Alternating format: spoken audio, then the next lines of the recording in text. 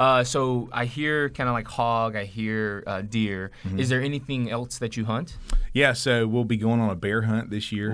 That's something we're pretty excited about. What's up, everybody? My name is Adam, and I'm the host of the UKnowAdamTsang podcast, the show that is dedicated on bringing on passionate people, learning about their stories, and delivering value to entrepreneurs. So if that's what you're interested in, go ahead and follow, like, and subscribe. You know what I'm saying? How's it going, guys? Welcome back to another episode of the UKnowAdamTsang podcast, where you get to know a little bit more about people, passions, and all things business. Today, sitting across the way, I have John Keene from Bowtreader right here in Statesboro, Georgia. John, welcome to the show. Glad to be here, Adam. Absolutely. It's been a long time coming. We've been kind of, trying to make this happen. I'm so glad to have you finally here and to learn more about the Bowtreader brand. Sure, yeah. But let's start off a little bit about tell me a little bit about what Bowtreader does.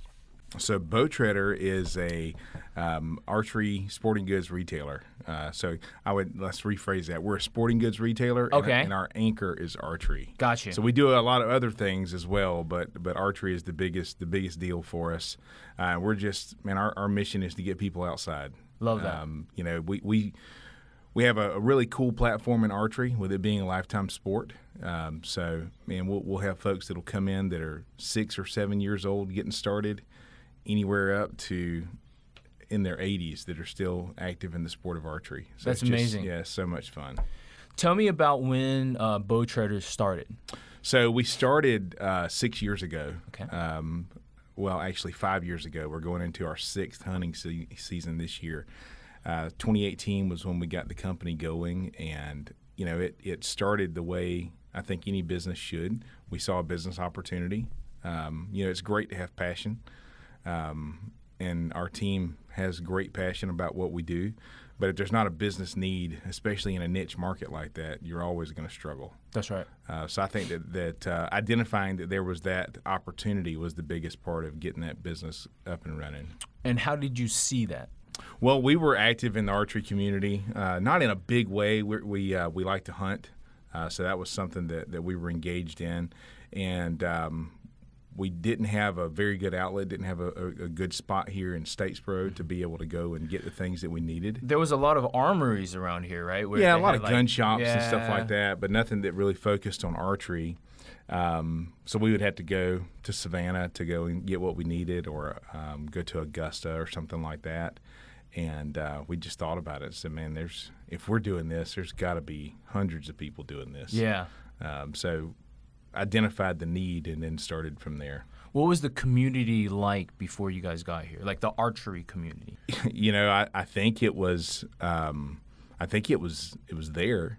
So you didn't know? You weren't sure? I wasn't involved in doing shooting sports as far as going and doing target archery or things like that. Obviously, we saw that there was something that was going to be happening because the shooting sports center was being built. Let's talk about that. So we saw that the opportunity was going to be there, and with talking with folks at the shooting sports center, it's not something that they're trying to do a big retail side of. The need was going to definitely be there. I think Georgia Southern is actually relatively unique of having a shooting center directly on campus. Sure, yeah. Just because it's kind of like, one of those kind of like touchy subjects, if you will. Yeah. But I remember when the center came up, and I remember just going there, applying, and kind of like enjoying their services. Sure. That was in 2016, 17? I have no idea. You don't remember? Yeah, no idea. But it was there before you started the actual... Yeah, it was. Okay. Yeah. All right. Yeah, and then so you reached out to them. And at that point, were you visiting the center often at all? Okay. No, I wasn't. You were still kind of like, just in the zone. You just thought that there was a great community here that might want your services. Yeah, we knew of other bow hunters that were engaged in the sport, and it was just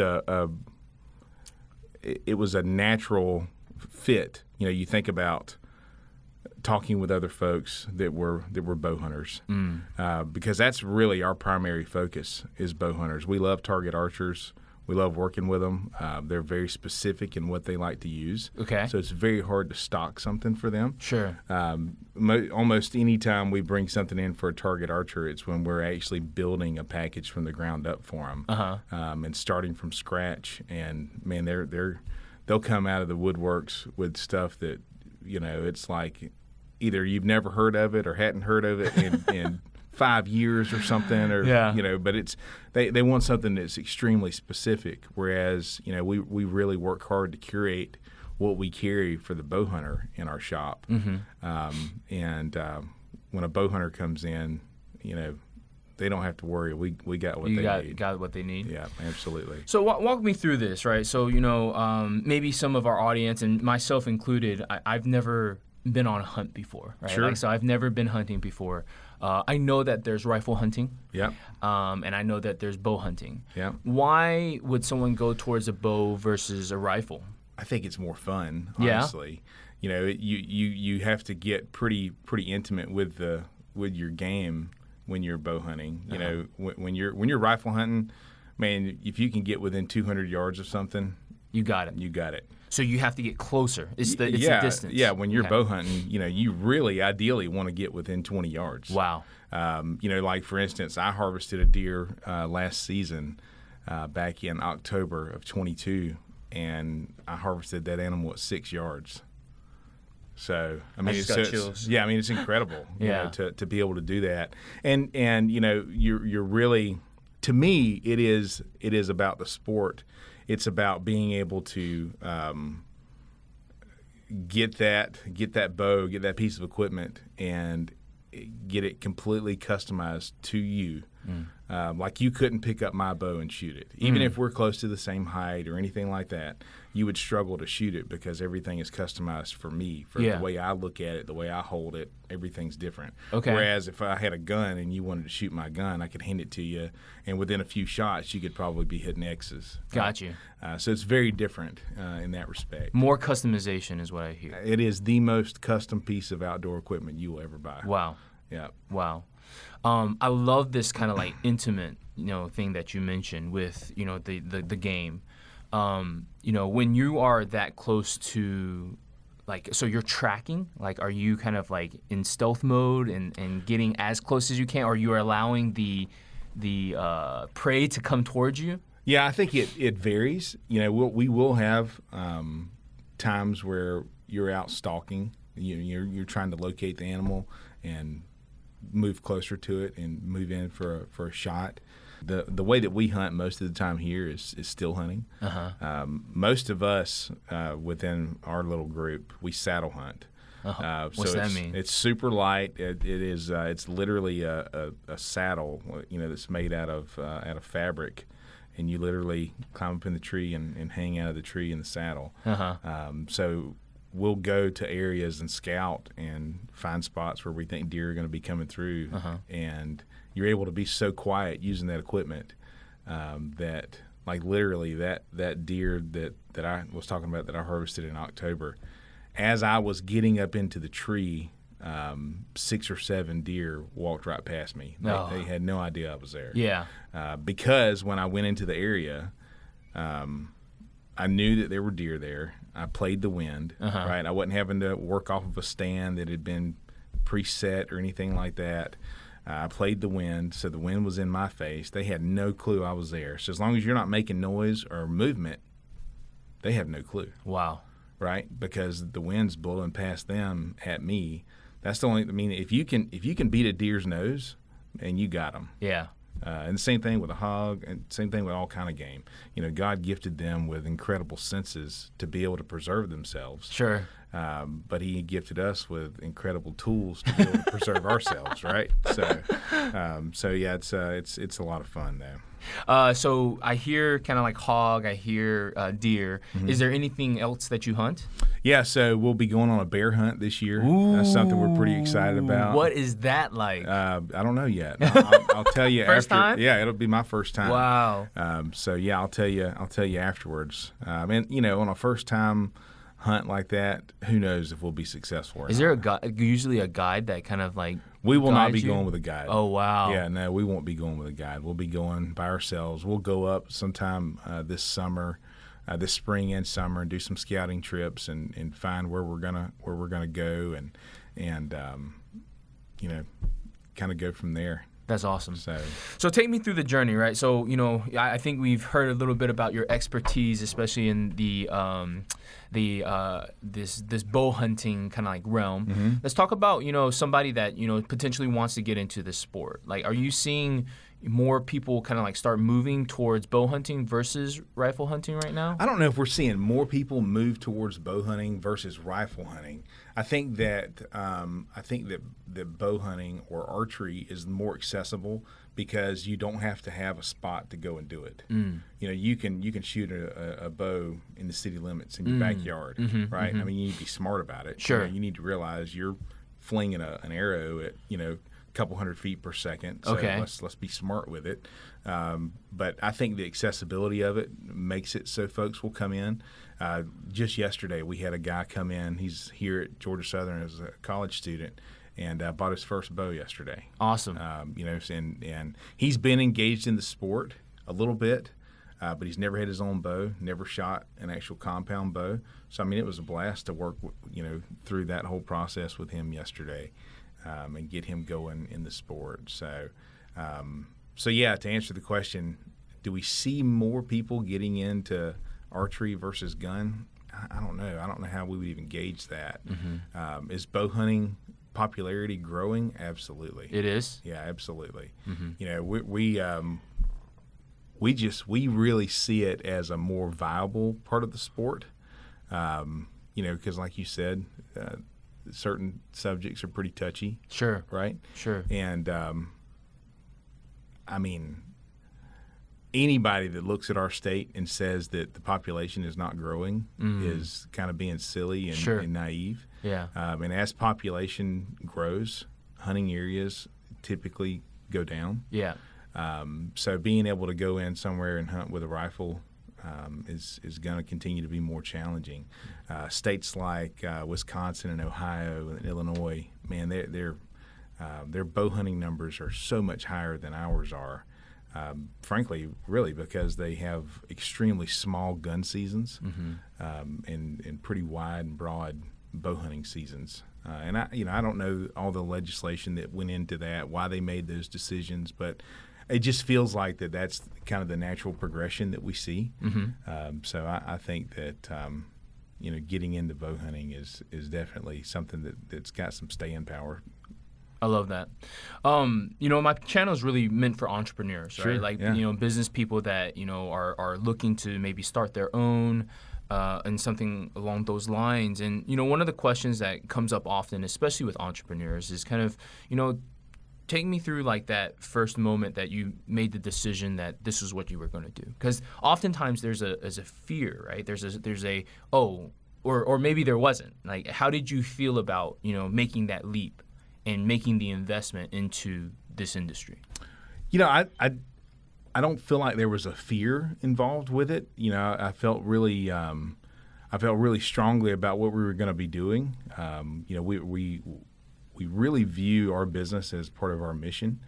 So it's not just a business. Yes, it's a business, and we need to be profitable. I mean, there's no doubt about that. I think that any business that you are ever involved in, you always have to remember that you have to be profitable.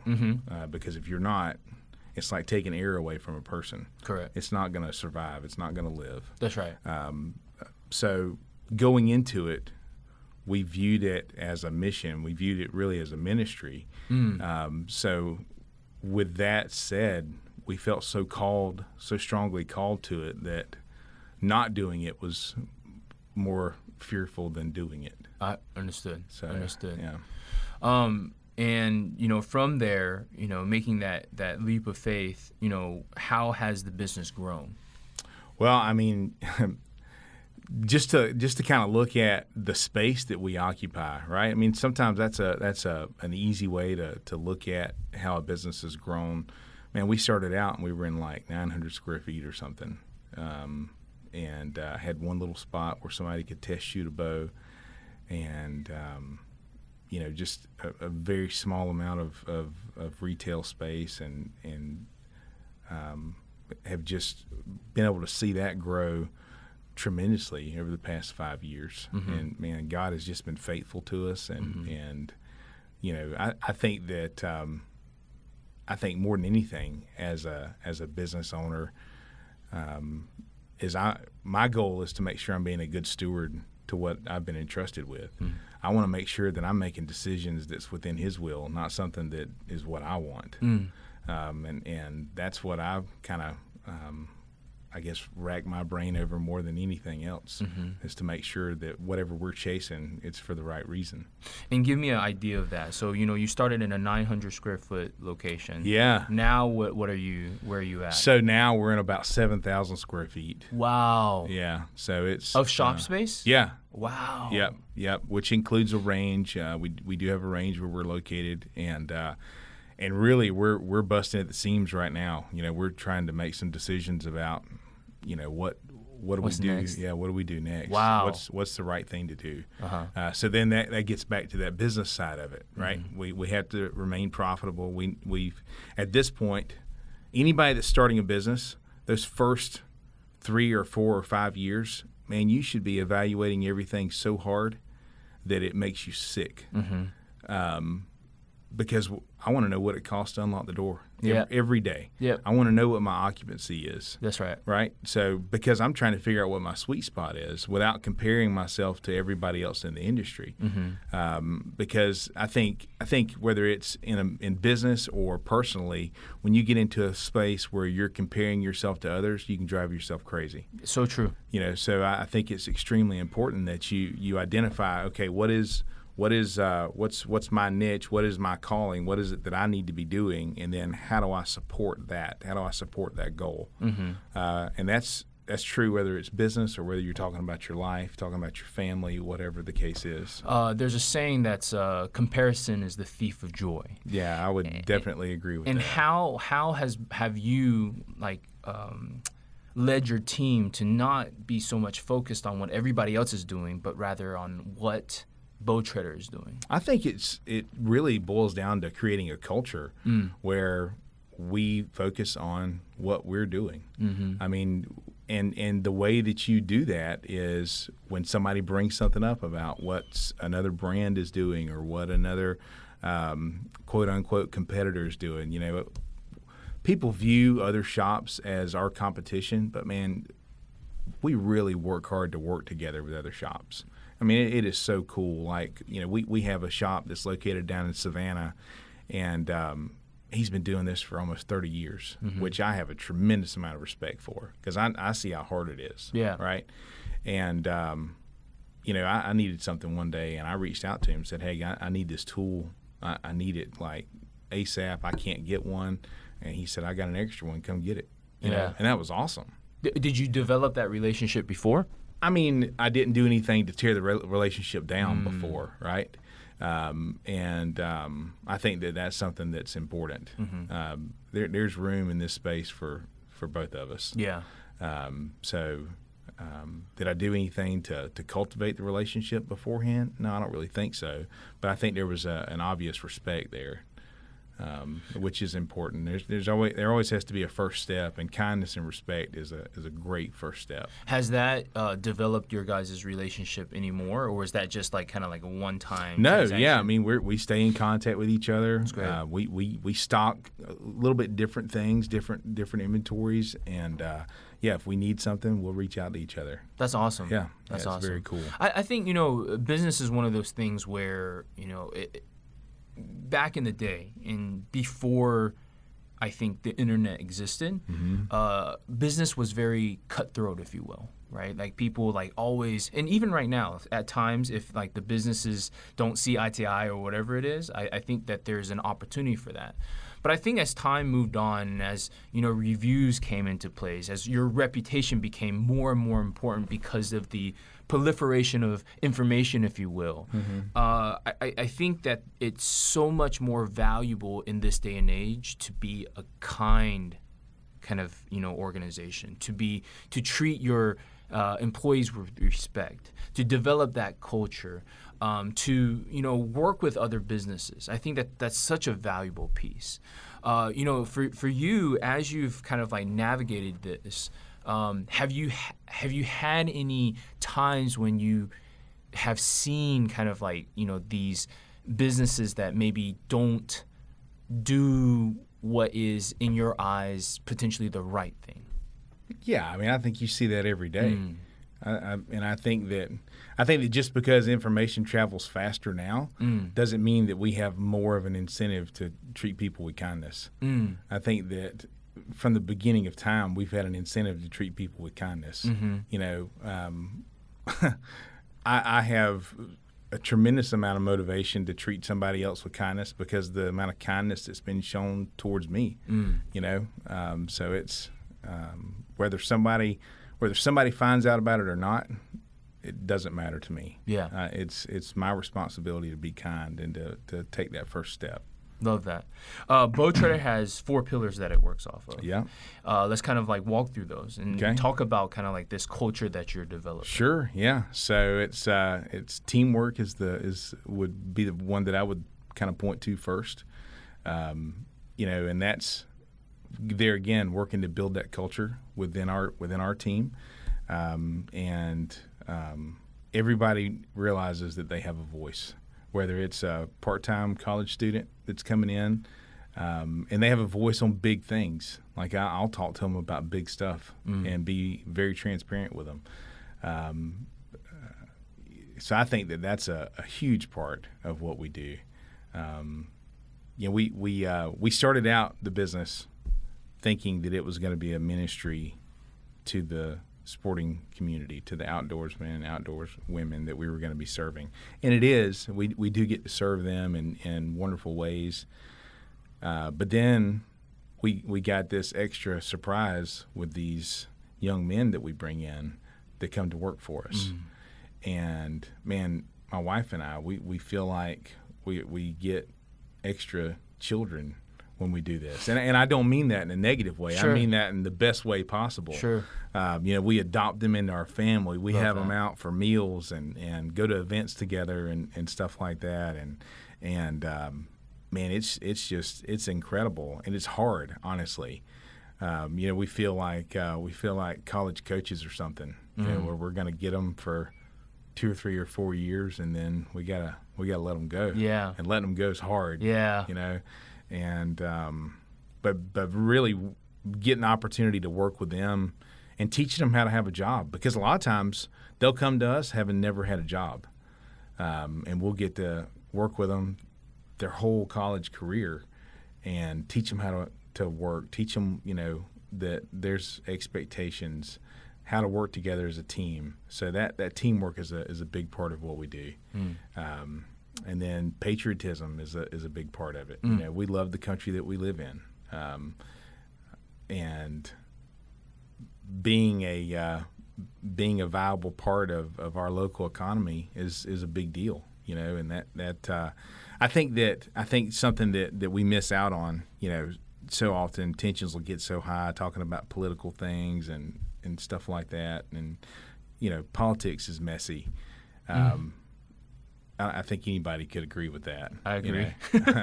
And it's not just today. It's been messy from day one. Sure. I mean, we can go back in our history and see where politicians, dueled each other. One of them died, and all this kind of stuff. So it's not like it just with bows and arrows. Yeah, it's not like it just got nasty, right? Sure. But being a patriot, where we love our community. We love the folks that are in our community. We love the folks that serve our community, whether it be LEOs or firefighters or military or veterans or whatever the case may be. Doing all those things to support those folks, and to kind of go out of our way to be appreciative to what they've done, I think is a big part of being a good company anywhere. I think that's important. And then that vertical part of what we've been talking about, what we've been hitting on. The way I view this world is this is nothing more than a surface deployment. I wasn't made for this world. I was made for somewhere else that is far better, a place that I cannot wait to see. And when I get there, I'm going to have a responsibility. I'm not going to be floating around on a cloud stroking a harp. Wherever that idea ever came from, I don't know. But yeah, I mean, this is a surface deployment. We're here to help people understand and know the truth. And the truth is, we're created for somewhere else. The truth is, every single thing that we can see right now, including me and you, is going to be gone one day. Everything. This microphone, these lights, these cameras, it's all going to be gone. Right? Those things are going to be gone really soon because those are going to be outdated and you're going to be like, all right, I need to upgrade. Sure. So we can understand that, right? But this flesh is going to be outdated pretty soon and I'm going to need to upgrade, right? And the truth of the matter is the only thing in here that's going to last forever is my soul and your soul. And it's going to reside somewhere for eternity. And there's two options. And I don't want one of those options to happen to me or to you or to anybody else. And like I said, there has been such kindness shown to me because I was on a crash course for an eternity in hell. And God stepped in through Jesus Christ and changed that for me. And,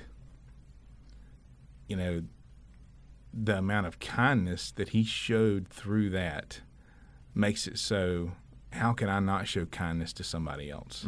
How can I not go out of my way to have patience with somebody because I don't know what they're going through, right? When we say that we're on a vertical mission, that doesn't mean when somebody walks in our door, we pick up a Bible and sling it at them as hard as we can. I think that's that's something that I think a lot of people get twisted about Christians. Yeah. Is like, because there are some Christians that do that. Yeah, I mean, I think so, and when somebody walks in the door, I'm not going to start speaking Christianese to them. Yeah, I'm not, Christianese. I'm not going to be dropping Bible verses on them every other time I open my mouth. You start with kindness. You know what I find interesting, and I've been having more and more of these conversations with entrepreneurs.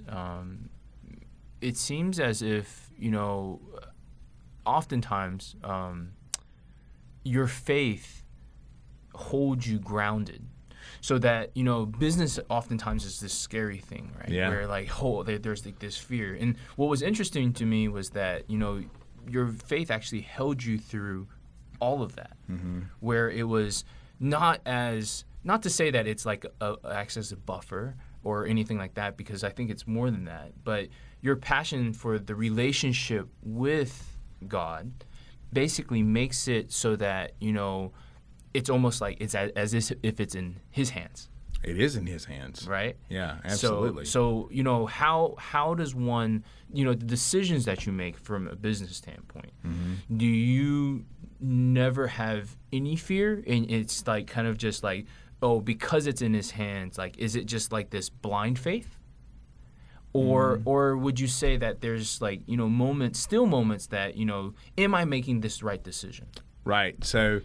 I love the book of Proverbs. It's the book of wisdom, right? Okay. Or one of the books of wisdom in the Bible. And in Proverbs chapter 1, which I read this morning, I have a discipline of reading a chapter of Proverbs every day. Okay. It's 31 chapters of Proverbs. It's pretty cool. It usually works out to where you get to read almost every chapter every month. So I was reading it this morning, and in chapter 1 it talks about in Proverbs, it talks a lot about wisdom and folly, those two things. Okay. Wisdom and folly, right? Wisdom being something that's good, folly being something that's bad, right? In Proverbs chapter 1, it talks about eating the fruit of your own way.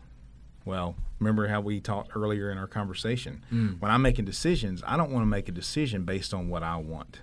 I want to make a decision based on where the Lord is leading us. So, because I don't want to eat the fruit of my own way. Sure. My way is not good. Right? I'm still sinful. I still struggle with different things. I make mistakes, and I want to carry out whatever His will is for my life. And I see what you're saying about entrepreneurs. I think the biggest thing that I've learned from being an entrepreneur, I've been doing this I'm 40 years old. Mm-hmm. I've worked for another company for 4 years out of my professional career. That's it.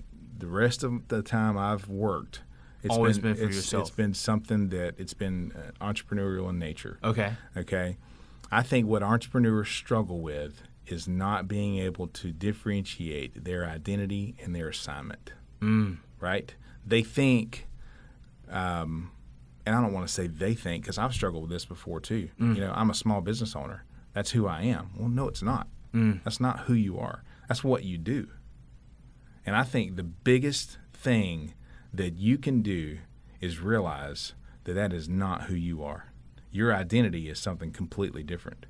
And that's that vertical relationship, right? My identity is I'm a disciple of Jesus Christ. That's who I am. Now, he gives me some really cool assignments, right? And we've got all these different assignments throughout life. Like right now, one of my assignments is running an archery company.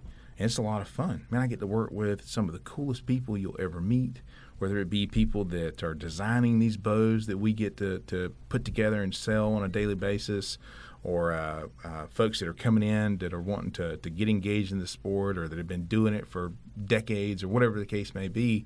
We get to have a lot of fun, right? But then I've got these other assignments too. I've got these assignments of being a husband. I've got this assignment of being a dad. I've got the assignment of being a mentor to some people, right? And I was just talking with my daughter and my wife yesterday. I went and had lunch and with my daughter and wife, and I can always tell when they choose the spot because there's a doily on my plate when it's over with. So, two things happened. They chose the spot, and I left hungry, right? So, but it was good, and it's good for me to go and do stuff like that, right? Yeah. It's proper for me to do that. But in all of Scripture, it doesn't talk about a workaholic. Sure. How often do you talk with somebody and they say that, or they lament that they're a workaholic?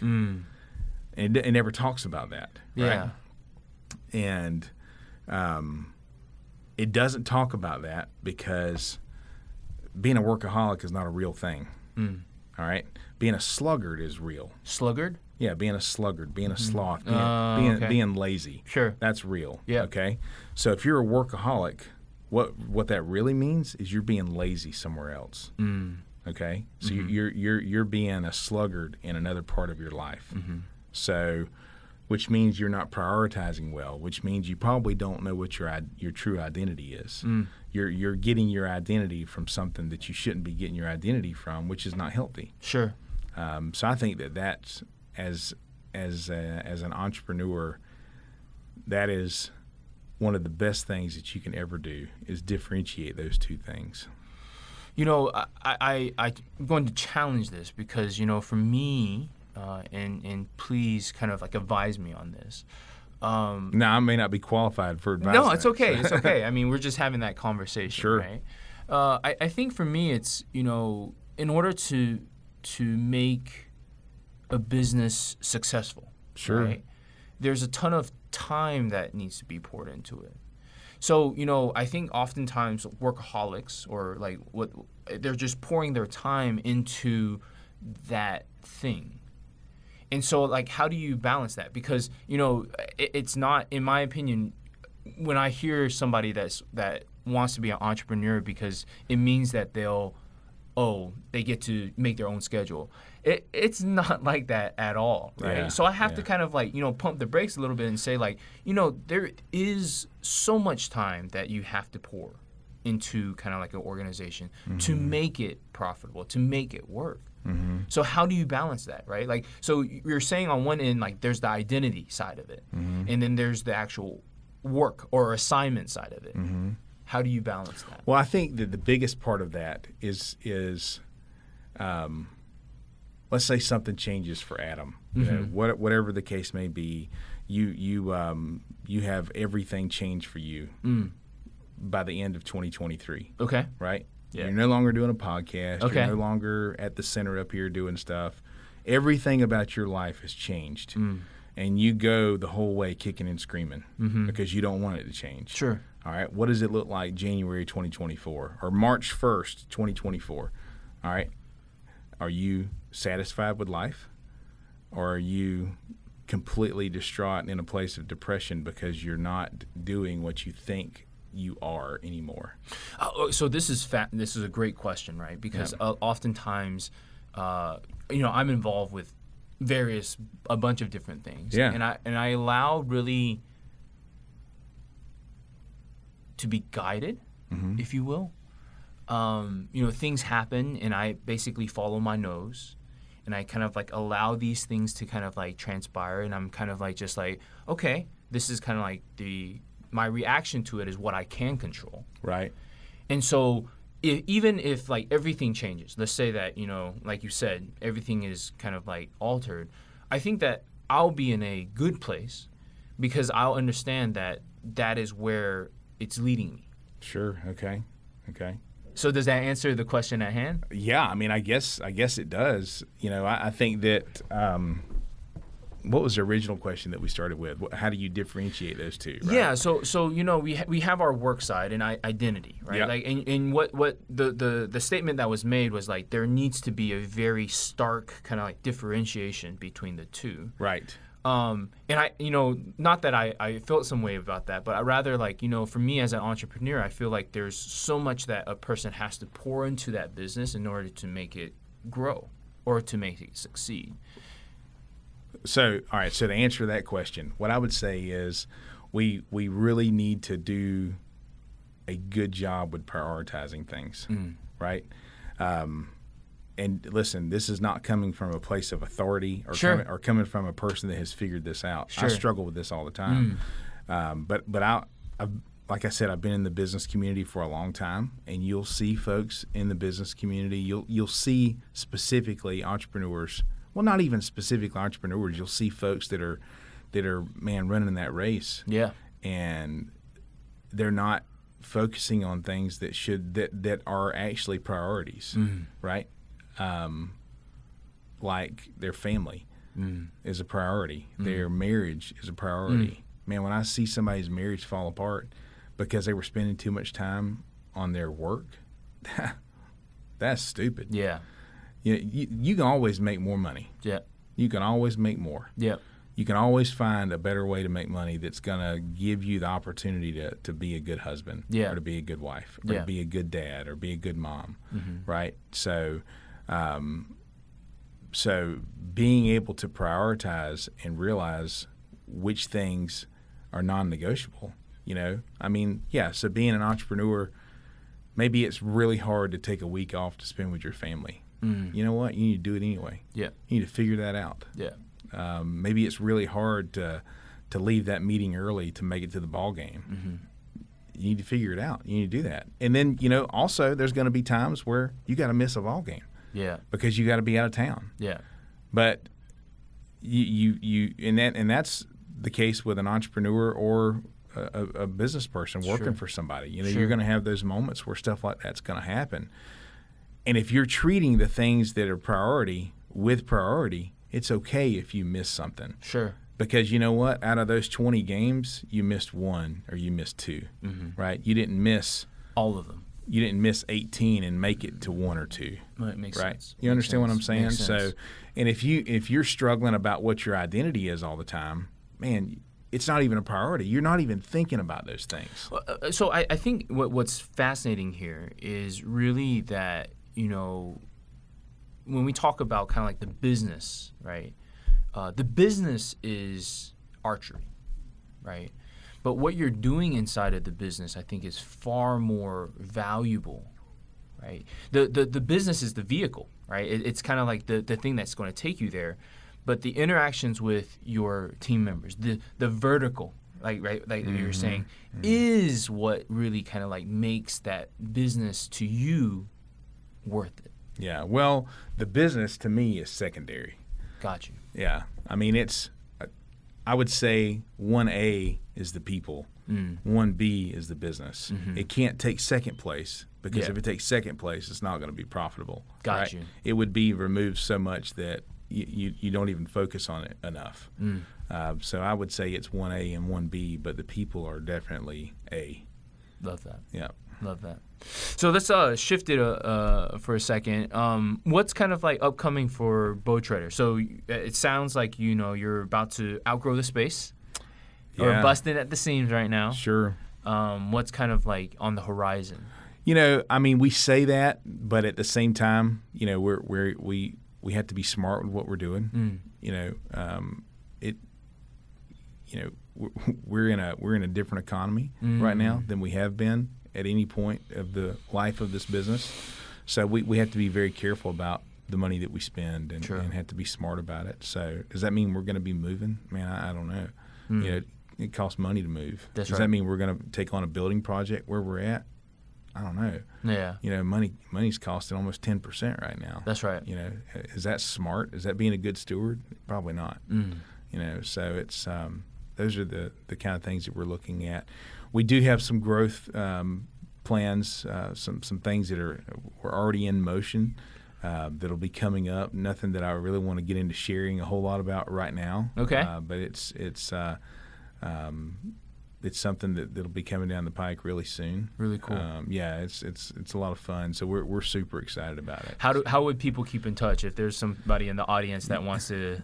Yeah, just you can follow along on all the social channels, whatever your favorite social channel is. What's we're What's there that? At Bowtreader. Bowtreader? Yeah, okay. At Bowtreader for anything, as far as Facebook, Instagram. I think we're on TikTok. I don't do all that stuff. But, now you may wind up seeing me on there doing some kind of stupid dance or something every now and then. Oh, we gotta look it up now. I don't know. I'm not the guy that's behind that, but yeah. So that's where people can keep up with us for sure.